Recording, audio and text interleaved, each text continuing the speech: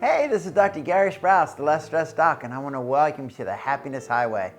And our podcast is set up to help you get in your happy place and stay there. That's the real key. And today we're going to have a Christmas edition, a holiday edition, and I'm joined with my wife, Terri. Thanks for coming. You're welcome. Yeah.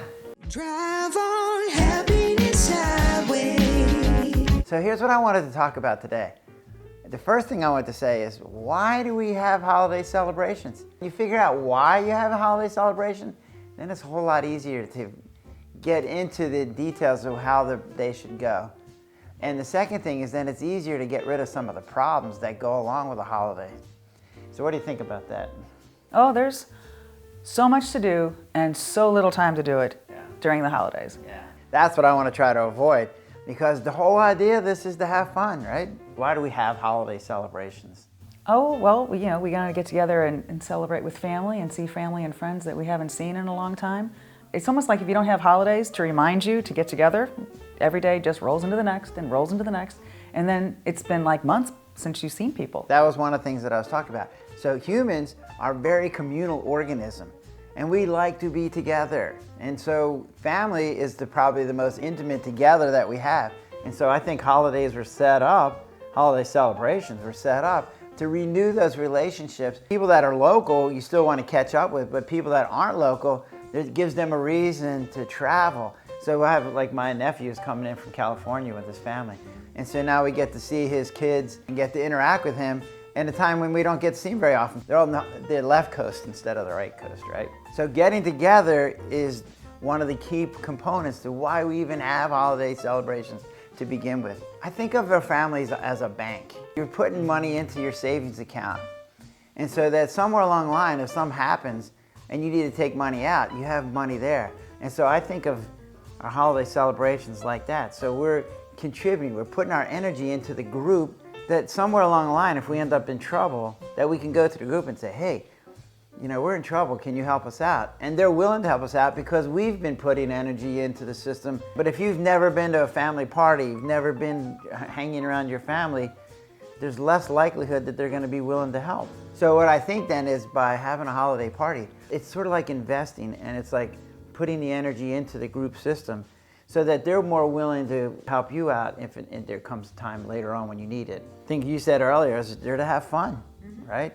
I mean, the whole idea is to have fun. So I was reading this book the other day, and one of the things that it said is, even if the party doesn't go great, most people tend to remember the good part of the party, not the bad part. It's a time to celebrate. And one of the things that I found is that we tend to lose track of how much we have. Like, we can just go in and turn the water on. We can go to the grocery store and buy a whole turkey. So all of our celebrations tend to be wrapped around food. Oh, yeah. But the reason that is because we have so much of it. Like a crazy amount of food around. There's a whole bunch of people out there that are finding needy families who don't have as much, and they're willing to share so that they can have as much too. Every year we adopt a family for Thanksgiving, put together the ingredients for their Thanksgiving celebration, but hunger doesn't just land on holidays. Hunger's every day. So I always put in extra. This time I put in, like a 4-pound bag of sugar because, sugar is good any day, and there's pasta and nice cereal because we have plenty. And again, hunger knows no holidays. Celebrating our togetherness, celebrating the abundance that we have in our life, that's all a big part of why we do this. One of the traditions is we get on the steps of the front porch and we take a family picture. And it was kind of fascinating to look back over time. So I know on Facebook, they, like, hey, your picture from 8 years ago, do you want to repost it? So when you start looking, you're like, wow, right? You see these timestamps that, like, oh, here was where we were 10 years ago. Oh, here's the new kids. Here's the people getting older. It's like, here's the person that lost weight. And this year's photograph was particularly challenging because we had no small children to hide behind.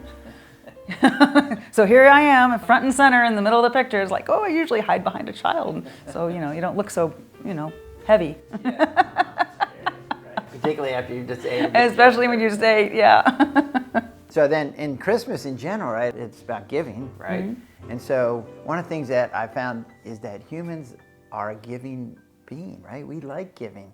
It's part of our nature. Like when we're in a group, we want everybody in the group to do well. And so giving just becomes a natural outcrop of that. When you're giving, you're also getting, right? So I was reading it said the amount of money I spend on gifts for other people, like I could have just bought the gift myself, right? Like I didn't need somebody else to buy it. But it's so much more fun when somebody's giving you a gift. There's a surprise to it, and it shows empathy, right? So one of the things that it does is it says, hey, I know you. So like my daughter would get me a puzzle because she knows I like puzzles. Now, of course, the puzzle she got me was all white pieces. Thanks, daughter. Yeah. But it showed to me that, hey, my daughter knows something about me and got me something that was a surprise. And how cool was that, right? So she got to feel good because she gave you something. I got to feel good because I got something. And I also figured out that my daughter knew who I was, at least in some component, right? Mm-hmm. A lot of people get stressed out about shopping and buying the perfect gift. And really, it doesn't matter. As long as you remember somebody and that you put thought into it, that's the gift. You don't have to stress about finding the perfect gift. So now that we understand what we're trying to accomplish, the why we have holiday celebrations, now we can start saying, hey, but let's get rid of some of the problems, because some of the problems really don't need to be problems because when we understand what it is that we're trying to accomplish. Before I met Gary as my husband, I had been previously widowed. The Christmas the following year, I had to sit my teenage sons down and I say, look, money's tight, don't expect much. I can spend $25 each on each of you, the two of you. And so they were accepting of that. But then when it came time to open our gifts Christmas morning, every time I handed them a package to open, because I was very creative that year on how I acquired my presents for them, every time I handed them a package, they're like, what, another one? Really?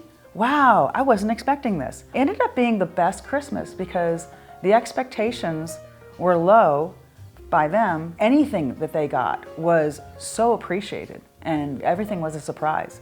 That has to be one of the best Christmases I ever had, except for there was one other Christmas story I want to throw out. When my children were little, and I'm thinking, Mitch was probably 7 or 8, and Adam was like 3 or 4.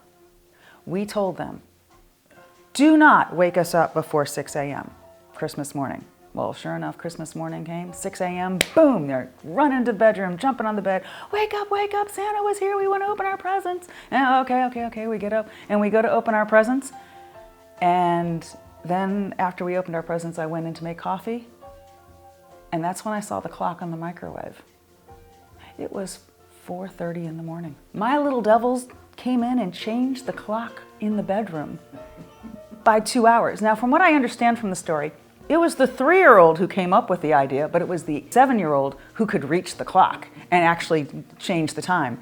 That story has to go down in history as one of the best stories. But this is what holidays are all about, having these great stories to tell years later. Yes. You know, and do we remember what the gifts were that we opened that morning? Not really, but we remember that story. Yeah.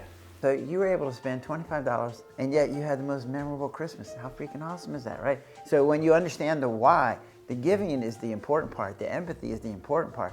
It doesn't mean you have to spend $500 on or whatever. It has to do with what the meaning of it is, because as you said, that became way more meaningful because that was the whole point of why we're doing this, not to impress our kids. It's not to impress them. It's to show our empathy and that our joy and our abundance and the giving and the surprise. And so that doesn't take a lot of money to do that. No. But you did bring up another point, and this is something that I had to learn, because when I was talking about worry and I was talking about holiday issues, like you came up with all these things that I'm like, wait, wouldn't even think about worrying about that. But there was a whole bunch of things that you worry about. Oh, well, yeah, I mean, having the family over, you know, is the house clean? Yeah. Is the house clean enough? His idea of cleanliness is you didn't trip over something when you walked through the room. Yeah, like that. Yeah. Yeah, but she's down on her hands and knees with a toothbrush on the... Cleaning the baseboard molding. Yeah, that's me. That's me. But yeah, is the house clean enough? Do we have enough food? Do we have enough of the right food? Because like one year, your niece decided she was going to be vegetarian. So, okay, now, you know, we have this, we have that, but do we have something that's vegetarian? Who's going to show up and who's going to bring this and who's going to bring that? Because whenever you get together with family, they always say, oh, is there something I can bring? So you got to have a thought in your head is like, well, who's bringing what and when? So for example, for us, when we go to your sister's house for Thanksgiving, yeah, she never tells us to bring an appetizer because she knows we're one of the last people to show up. So we bring the desserts. You don't want to have the person showing up last. bringing the appetizers. Obviously, there's a difference in cleanliness and there's a difference in like food preparation, things like that. But worry is really a fear reaction. So what I find then is people are spending a month having this fear reaction that goes on for the whole month of like their body or physiology is fear. Like, I'm not gonna have enough, my house isn't gonna be clean enough, this isn't gonna go right. You can plan, but without fear. And that's where I use my worry organizer, right? So the worry organizer says, here's what I'm worried about. I'm worried my house isn't gonna be clean enough. And you're like, why am I worried about that? And because somebody's gonna say something to me or I'm gonna feel bad if my house isn't clean. And you go, well, how likely is it that my house isn't gonna be clean? My interaction with you is pretty unlikely, right? And then the next part of the category, if it wasn't that clean, what would be the consequence? I don't know. Right. Right? So do you ever think about that part? When it comes to family and friends, I think even if the house was filthy dirty, I don't think anyone would be rude enough to say, oh my gosh, your house is filthy dirty. But to me, I would be embarrassed.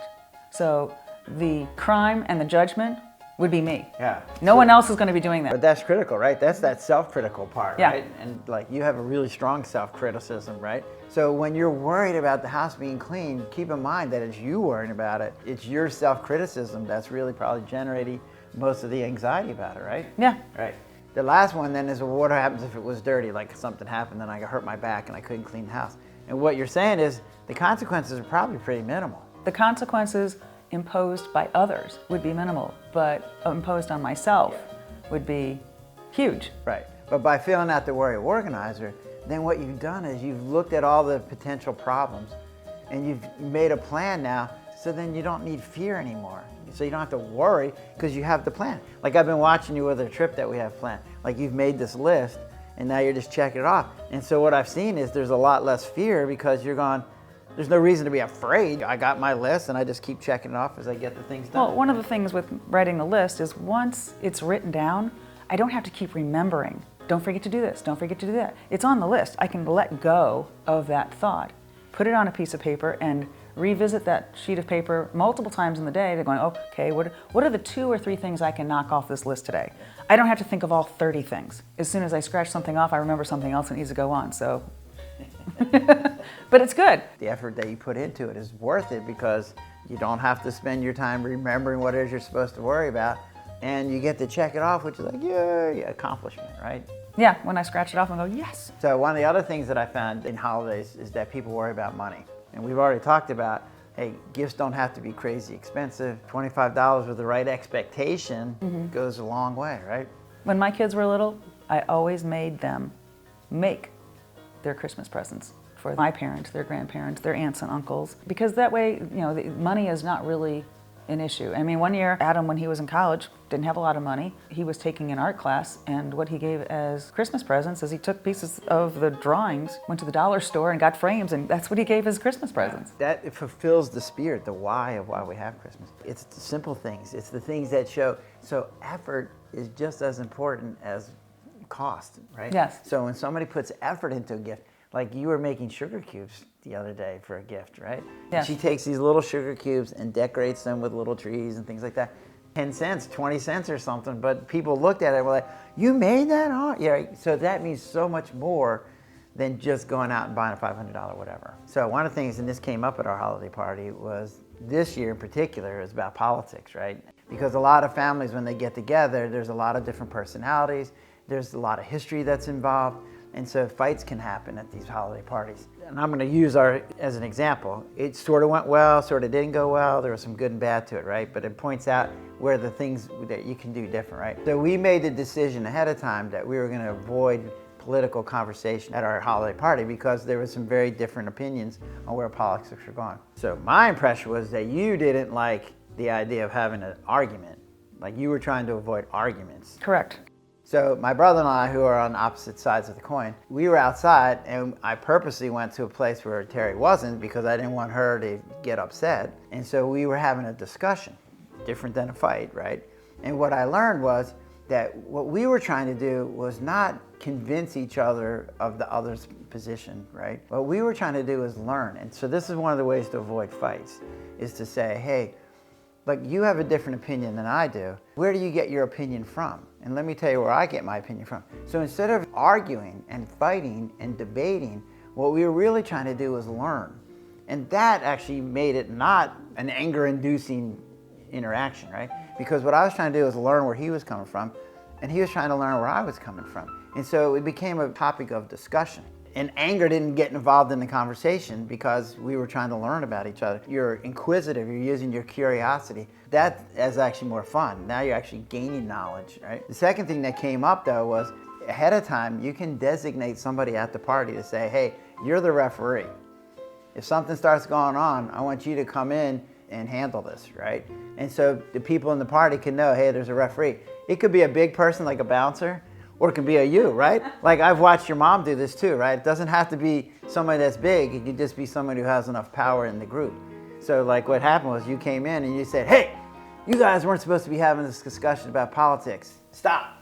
Because if you can't control your emotions, if you get really emotional about it, or alcohol is involved, it could get out of hand real quick, real bad. So it was amazing to watch. So she came in. So she wasn't the designated bouncer? Yes, I was. Referee, but you were the man. Yes, I so was. when she came in, she's like, hey, stop it. Like my brother-in-law and I looked at each other like, oh, okay, and we stopped. So in your own holiday party, you can have somebody who's designated as the person who's monitoring the situation. Like I've been at a bar where there's a bouncer, and the bouncer doesn't want to get into a fight.